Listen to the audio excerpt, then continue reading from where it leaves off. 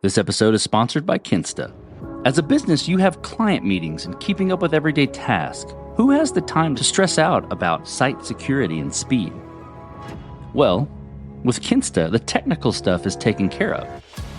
Kinsta is your managed hosting provider for WordPress, meaning that customers get a hosting environment alongside a plethora of features, configurations, and optimizations. With Kinsta, you get lightning-fast load times, top-tier security, and unmatched human-only customer support. Whether you're a business owner, web developer, or running a digital agency, Kinsta makes managing your website easy and efficient. Did I mention fast load times? Just by moving to Kinsta, you can experience up to 200% faster load times, as well as enterprise-grade security. And thanks to their unlimited free expert-led migrations, Kinsta ensures a smooth transition from other hosting providers. I really enjoy My Kinsta, which is the platform's intuitive custom dashboards that make managing my website or multiple websites a breeze. Ready to experience Kinsta's hosting for yourself? Get your first month free when you sign up at kinsta.com today. It's the perfect opportunity to see why Kinsta is trusted by thousands of businesses worldwide to power their websites. Visit kinsta.com to get this limited time offer for new customers on select plans. Don't miss out. Get started for free today. Guys, I've got something cool to tell you about. As an engineering leader, a manager, and an engineer myself, I'm geeking out over a new product I'm just discovering that helps me with each of these points of view. The great team at SEMA, builders of the SEMA Intelligence Platform, have been working on what they call the Product Roadmap Radar. It's this integrated solution that uses generative AI to observe your code and Jira in order to summarize, synthesize, and make it easier to deliver your roadmap. It not only helps keep your roadmap on track, but it helps reduce the time engineers spend in meetings. Cue all the engineers clapping. The Product Roadmap Radar is extremely easy to set up. This only takes about 5 minutes. Just enable your integrations and let AI do all the mapping for you. My favorite part? I'm glad you asked. The radar doesn't just tell you about your roadmap. It suggests changes you need to make based on the code that's been written and the stories that have been addressed. No commenting, no special setup, all generative AI. It gives you an outside view of your roadmap based on the code and projects a target completion date based on outstanding work and activity. Again, no comments, no special setup. It even detects shadow work when development is being done but Jira isn't being updated. I'm pretty jazzed about it, and I think you will be too. Take a second to watch a short but awesome demo video. Go to codestory.co/PRR to watch it today. You'll like what you see. This episode is brought to you by Paddle.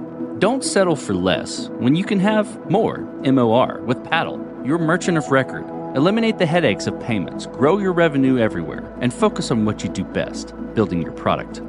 Get more revenue with less hassle at paddle.com. This episode is brought to you by PropelOff. People take authentication for granted, but it's more than how customers log into your product. It's how you manage your relationship with your users. The easiest way to make authentication your advantage is to use PropelOff. PropelOff is more than just functional. It's powerful. With tools like Managed UIs, Enterprise SSO, robust user management features, and actionable insights, PropelOff adapts as your product grows. And the best part? When auth is effortless, your team can focus on scaling, not troubleshooting. That means more releases, happier customers, and more growth for your business. Save dev time, win over your customers, and propel your business forward with PropelOff. Check them out at propeloff.com. That's PROPELAUTH.com. When you're talking about platform building, you're talking about that because you've come to realize that something isn't scaling.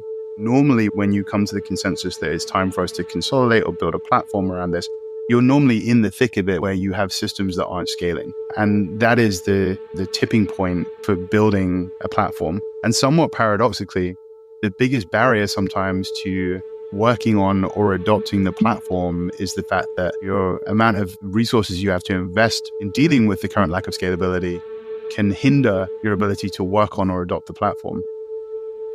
My name is Rob Duffy. I'm the CTO here at HealthEdge.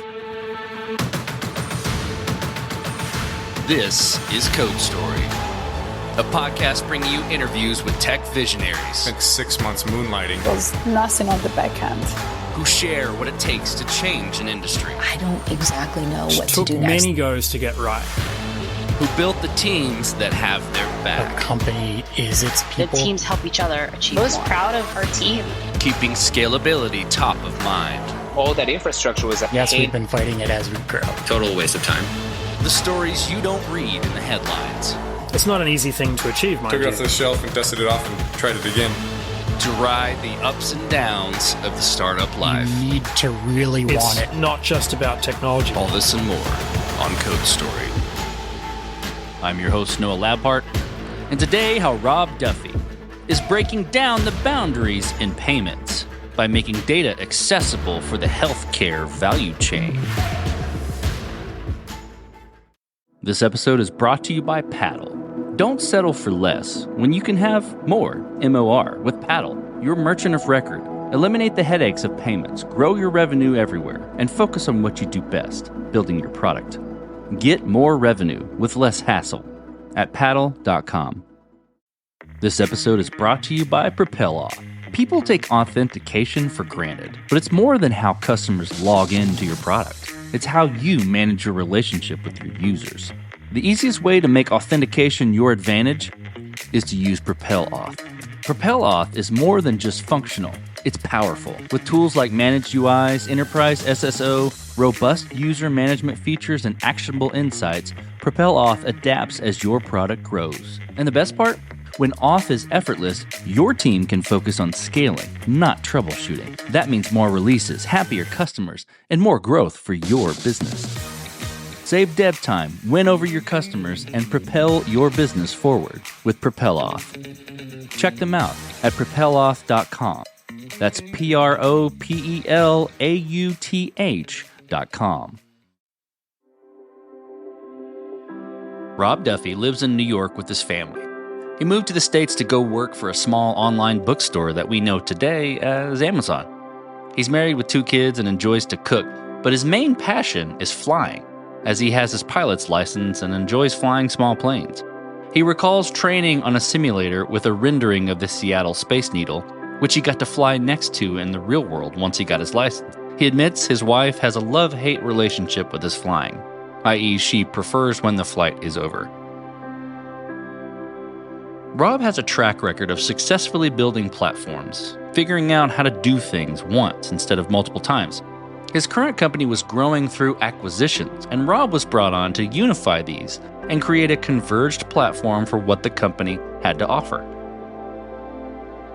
This is Rob's creation story at Health Edge. So Health Edge is a core administrative processing system, which for anyone outside the healthcare industry is probably like a meaningless set of 4 words. But inside the healthcare industry, when you go to a provider and you get a service, the provider packages up everything that happened into a medical record, and then they have a department that turns that into a claim, an insurance claim. And the insurance claim gets sent through an intermediary to the insurance payer, the person who's going to pay the insurance bill, and it goes through our system. And our system helps those insurance payers, which are normally health insurance companies, adjudicate the claim, make sure that everything is coded correctly, make sure that they're charging the right amount, make sure that their claims are processed quickly, and then the insured person gets an explanation of what happened, the explanation of benefits, and then the insurance company is able to pay their portion to the provider. And that whole system is incredibly complicated because you imagine even a small plan has multiple different contracts with multiple different providers, different rate cards, different sheets, different coding. And then for each of the plans that insurance company supports, there's different plan documents and different deductibles for different things and for different populations. So all of that massive amount of information gets encoded into our system, and it enables the payers to adjudicate these claims very quickly and obviously get the payment back to the provider and the information that the person receiving the treatment needs back to them. And we try and do that very quickly in a very automated fashion. And we try and get to a position where no human has to touch that information or that claim through the system. So it really expedites being paid or getting your insurance claim adjudicated and paid if you're an insurance company on our platform. And then we have another product, a payment integrity product, which is basically a product that makes sure that when the provider had constructed the claim, it was with the right pricing, with all of the agreed discount rates and all of the agreed coding that the payer has with the provider. And that helps make sure there's no fraud, waste, or abuse in the system. And then we have a care management platform, and the care management platform helps insurance companies manage the care of people who have complicated or long-term conditions. So things like diabetes or a complicated pregnancy. The insurance company wants to try and keep those people as healthy as possible. And they have clinical staff that use our platform to look at the person's health record, look at where they are in their journey, and make sure that they're receiving the right treatment and that they're taking care of themselves and that they're being as healthy as they possibly can and managing their condition correctly. So we provide software as a service for the insurance companies that helps them do those functions. My whole background is building platforms. And when I say platforms, I mean taking a sort of diaspora of software, platforms, processes, people, system technology that has been assembled over time, and then figuring out where you can do things once instead of doing things, sometimes 20, 30, sometimes 4 or 5 different ways, and really building a platform to enable the development teams to focus on their core capabilities and their differentiated capabilities and providing that platform to the whole company. So I've done that at Amazon, Expedia, Salesforce, and I came to HealthEdge because HealthEdge had grown through acquisitions. So HealthEdge was acquired by Blackstone, the private equity company, and then went on to acquire 3 other companies, the payment integrity product that I talked about, and then 2 care management solutions.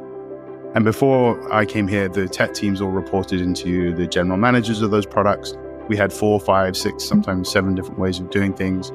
And I got brought on with the vision and mission to basically create a converged platform for all of our products and a technology stack that would enable us to unleash an incredible amount of agility by not doing things in multiple different ways. And that's been the journey that we've been on as a company and that I've been personally leading on the technology team. I'm curious what you would call the MVP, right? So I ask about MVP on this podcast, but you mentioned the word platform, and I'm curious, maybe it's minimum viable platform. You tell me what you think there, but that first version of what you were coming on to build, to create that converged platform, how long did it take to build that first version, and what sort of processes or maybe even tooling or things were you using to bring it to life? I always like to say there's 4 ways to build platform. The best is that you take something that's working for any one of your organizations or any one of your teams and you platformize it. You say, that's our platform. We're going to pick that and we're going to use that across the entire company. The second is you take something that works with marginal effectiveness. It's an okay tool, but it's maybe reaching the limits of its scalability, and you refactor it or fix it up and turn it into something that can support multiple different teams. Or you take something that just flat out isn't working, and you know exactly what the capabilities of that tool are and what it should be, and you create a new thing based on that spec. The last way, the 4th way, is to start from scratch and create a platform and say, I'm going to build a platform to solve this sort of capability within the company with none of the previous 3 things in place. And that is the very worst approach for any platform building, because you end up not having a good frame of reference for requirements. You don't really understand what your scalability concerns are. And you end up building something, and there's that old adage of build it and they will come. And when you're building platforms and you're trying to platformize technology, that's a really very real concern. So I always tell my teams to start with something that already exists and try and platformize that. And really, when I think about a minimum viable platform for me is a piece of technology, a product or a tool that is already working for one team. And I think about how can we actually scale that out to supporting multiple teams. And sometimes that's easy, sometimes that's hard, but it is an order of magnitude more likely to be successful than just starting from scratch and trying to think about what is the first iteration of a platform without any kind of frame of reference.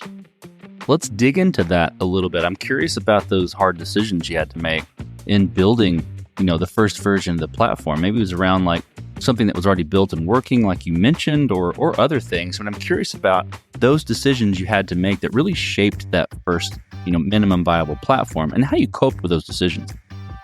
The hardest thing in platforms is that everyone at the company that you're working at will be happy to standardize on one thing, as long as that one thing is the thing that they're currently using.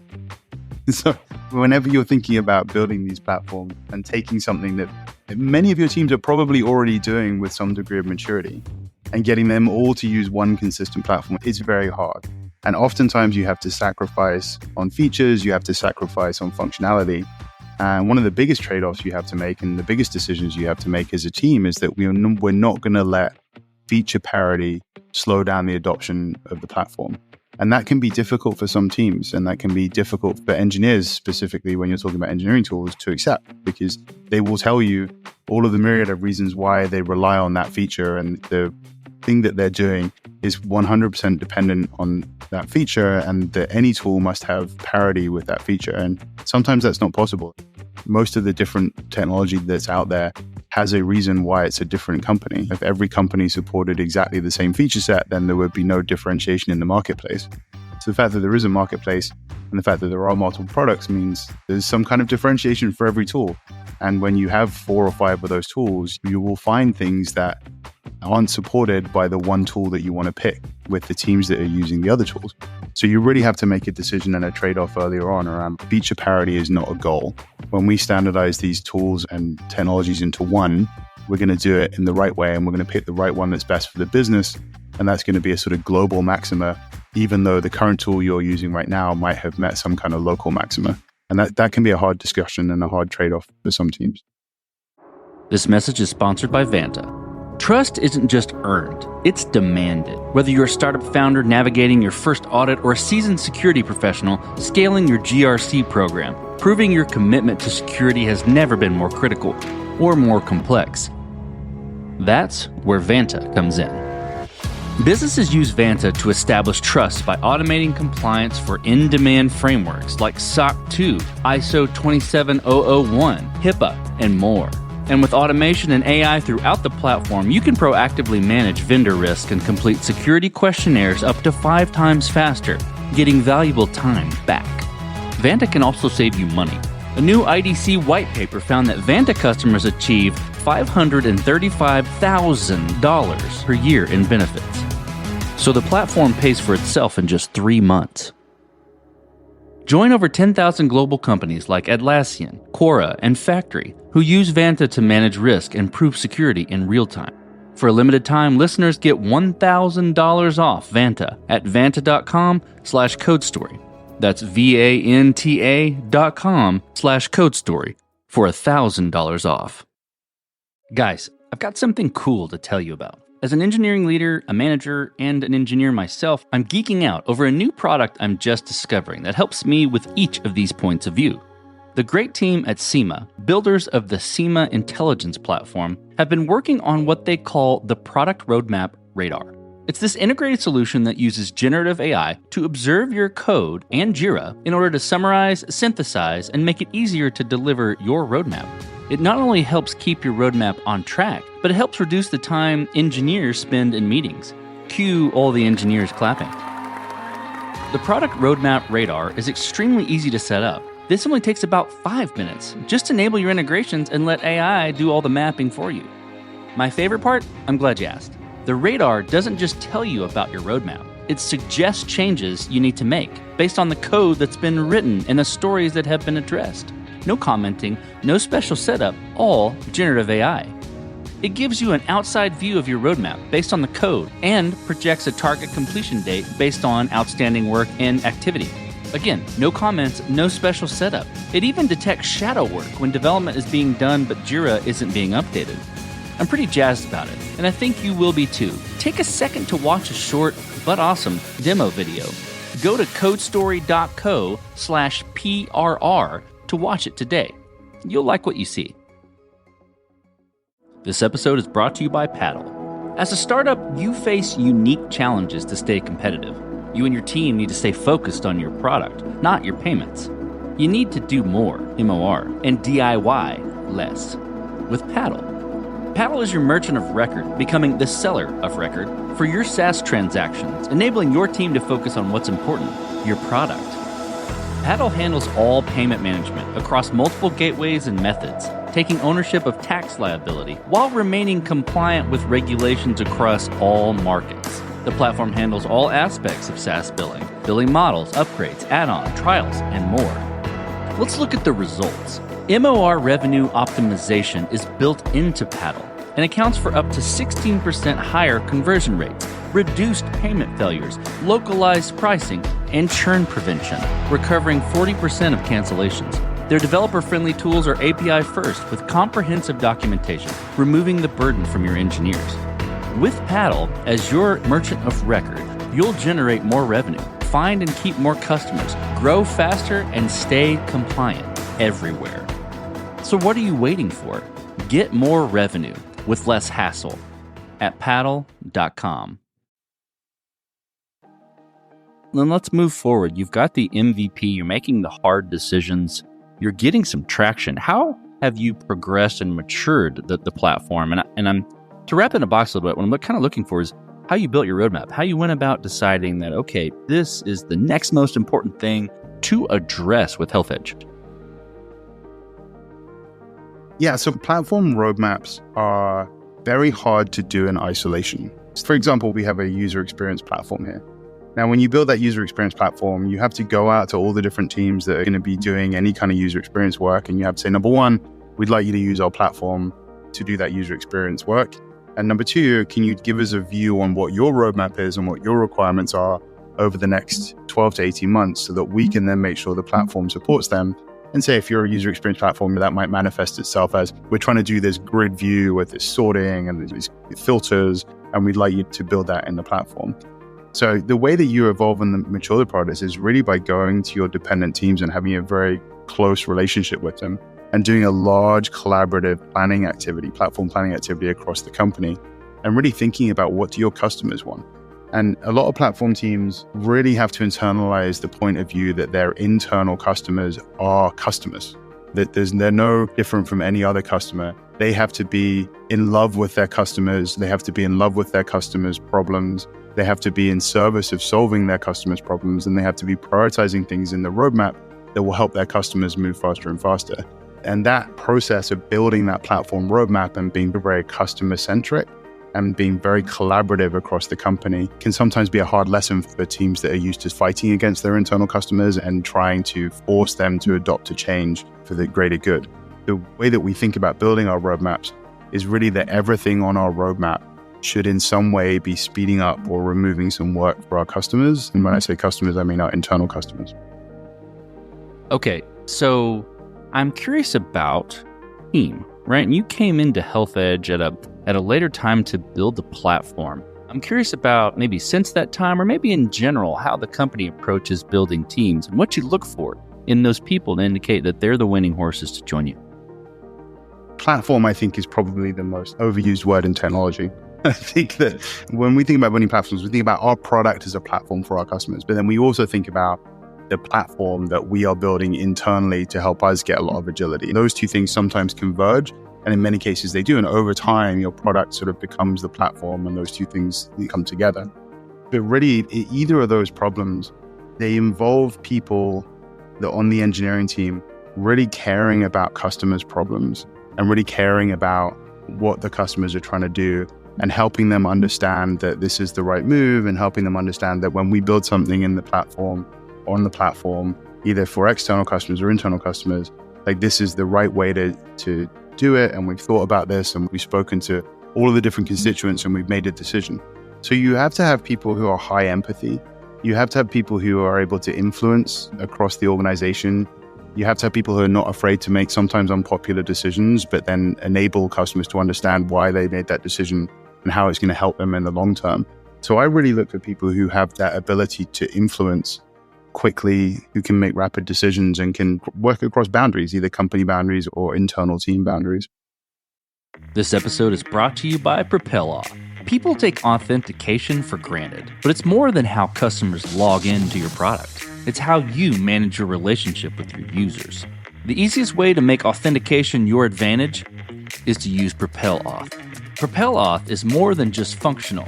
It's powerful. With tools like managed UIs, enterprise SSO, robust user management features, and actionable insights, PropelOff adapts as your product grows. And the best part? When auth is effortless, your team can focus on scaling, not troubleshooting. That means more releases, happier customers, and more growth for your business. Save dev time, win over your customers, and propel your business forward with PropelAuth. Check them out at propelauth.com. That's PROPELAUTH.com. Guys, I've got something cool to tell you about. As an engineering leader, a manager, and an engineer myself, I'm geeking out over a new product I'm just discovering that helps me with each of these points of view.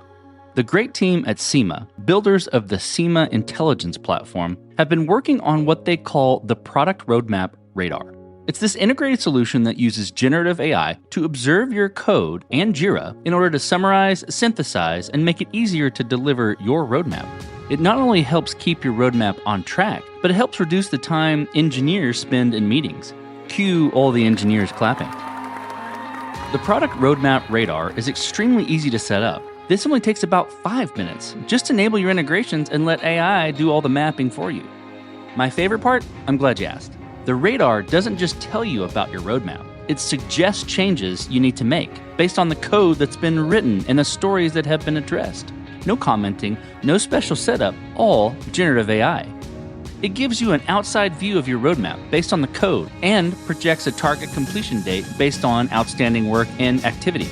Again, no comments, no special setup. It even detects shadow work when development is being done but Jira isn't being updated. I'm pretty jazzed about it, and I think you will be too. Take a second to watch a short but awesome demo video. Go to codestory.co/PRR to watch it today. You'll like what you see. Where has scalability reached its ugly head? And that can be kind of a negative connotation in scalability because it can be positive. But I'm curious if there have been areas where, either you had to think through scalability in building this convergence of products into a platform, or have there been interesting areas where you've had to fight it as you've grown? So normally when you're talking about platform building, you're talking about that because you've come across some kind of scalability issue. There's something that you are going through as a company, as a product, from a technology perspective, from a people perspective, from a process perspective, that you've come to realize that something isn't scaling. So when you think about where you're fighting scale, normally when you come to the consensus that it's time for us to consolidate or build a platform around this, you're normally in the thick of it where you have systems that aren't scaling. And that is the tipping point for building a platform. So you have a lot of systems that don't currently scale. You come in, you say, let's build a platform, let's invent our way out of the scalability solution. And somewhat paradoxically, the biggest barrier sometimes to working on or adopting the platform is the fact that the current lack of scalability and your amount of resources you have to invest in dealing with the current lack of scalability can hinder your ability to work on or adopt the platform.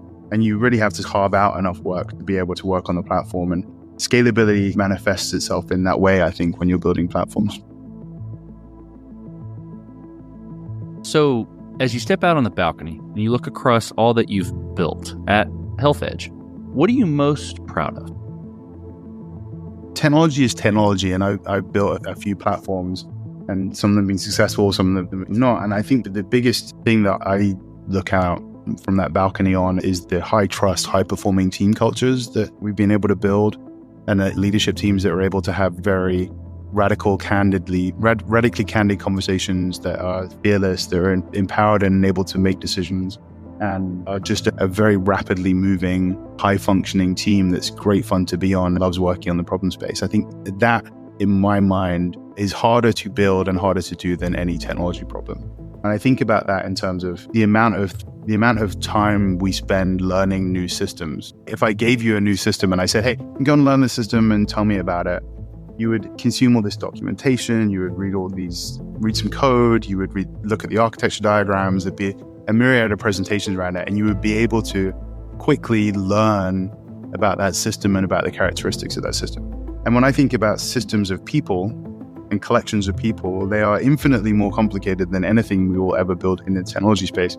Yet we, as an engineering culture, or as a group of engineering leaders globally, we don't spend nearly as much time learning about the people and learning about how to make them work efficiently as we do learning about how to make systems work efficiently and how to how to get through performance and scalability issues with software.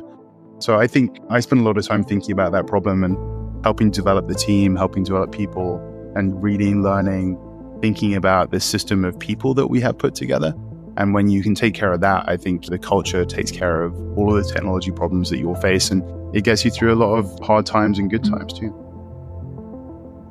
So let's flip the script a little bit. Tell me about a mistake you made and how you and your team responded to it. When I was very early on in my career at Amazon, I started off as a software engineer. And then I moved into being a TPM, a technical project manager. And I was given this mandate by my boss, and he said, we have to go and adopt this piece of technology. And I felt that having that mandate was really my ticket. And I was going to take that mandate and show it to everyone and say, Noah, you have to adopt this technology. And here is this letter and this mandate that says you have to do this, and show me a backlog or a roadmap where you prioritize this thing. And I made 0 friends in that. And I was massively ineffective, and no one adopted the software. And I really learned that when you are trying to get things done, especially platform adoption, when you're trying to get platform adoption done, you can have that letter and you can have that mandate. But as soon as you pull it out of your pocket, try to use it, it loses all of its power. And you really need to figure out how to get results by influencing across organizational boundaries and being collaborative and learning about people's problems, understanding what they're trying to get done, and then figuring out like how can your solution be positioned as something that's going to help them do what they need to get done. And then, and only then, do you earn the right to get your thing on their roadmap. Tough lesson, but it's one that I've taken through the rest of my career in how I approach asking people to do things and asking people to adopt platform technology and driving change across organizations. Okay, Rob, let's move forward then. So what does the future look like for Health Edge, for the platform that you've built and for all that you're offering and for your team? Yeah, I think it's continuing to converge, continuing to create this well-functioning, interconnected platform of tools and this platform that we use internally, but then also the platform that our customers are able to build on, and really continue to get these platform level services, consolidate some of our domains and capability. And what motivates the team and the vision that we have here is we're building this system of components that can really solve any problem thrown at us. And either that's a customer problem who says, hey, I need this new workflow, I need this new UI, I need this new system, or it's a data problem, or it's an intelligence problem. And we can do that in a fraction of the time that most people think is possible.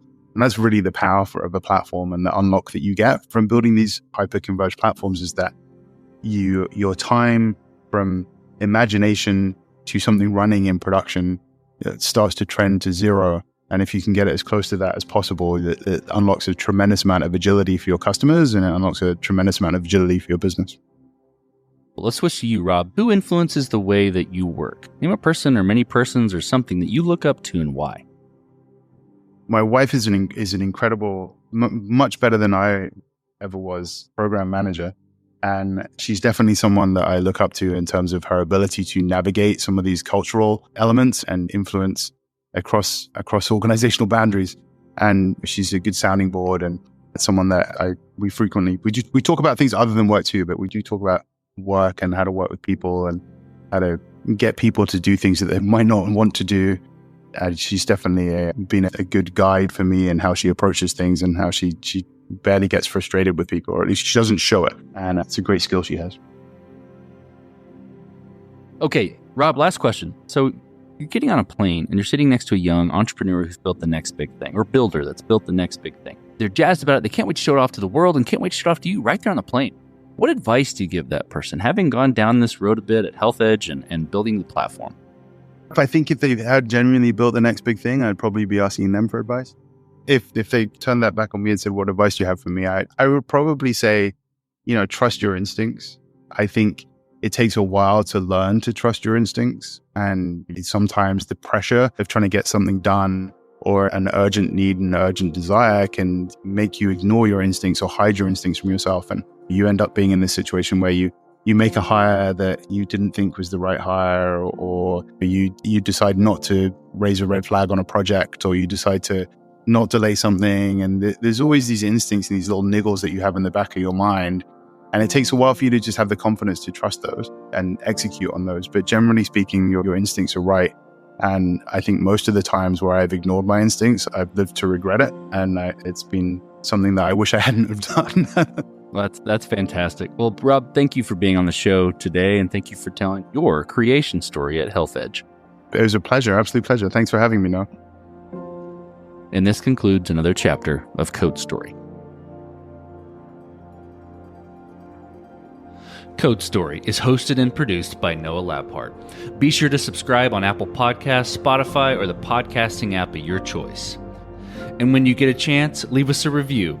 Both things help us out tremendously. And thanks again for listening.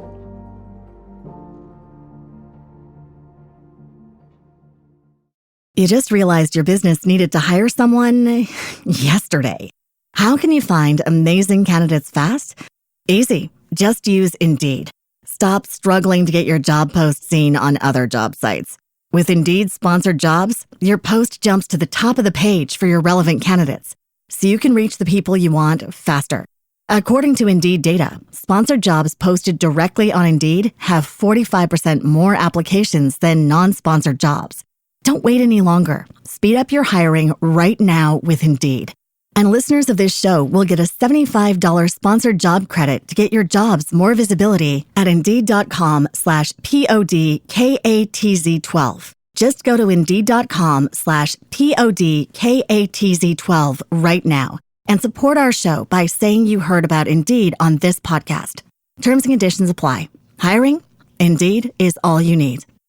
If you're a podcast host, listen up, this one's for you. My name is Allie Jackson. I'm the host of Finding Mr. Height, a dating and relationship podcast that I've been doing for 4 years now, sharing my positive and practical approach to dating that's built on my own life experience. And I wanted to share another experience that I've had, my secret behind monetizing my show. It's called Red Circle, and I was just telling my colleague about how much I love their platform. With Red Circle, not only am I getting a seamless hosting experience, but I also love the support I receive in ad sales. It's not just typical ad sales either. It's targeted opportunities based on my show and my life. And the platform is super simple. You just set your preferences and Red Circle matches you with sponsors that align with your show. You can vet every opportunity and their platform gives you great analytics. More recently too, my Red Circle team has brought me opportunities outside of my podcast on social media to really augment the podcast partnerships, bring them full circle. I just can't recommend them enough. If you want to give it a try, go to redcircle.com to get your free trial. That's redcircle.com for a free trial.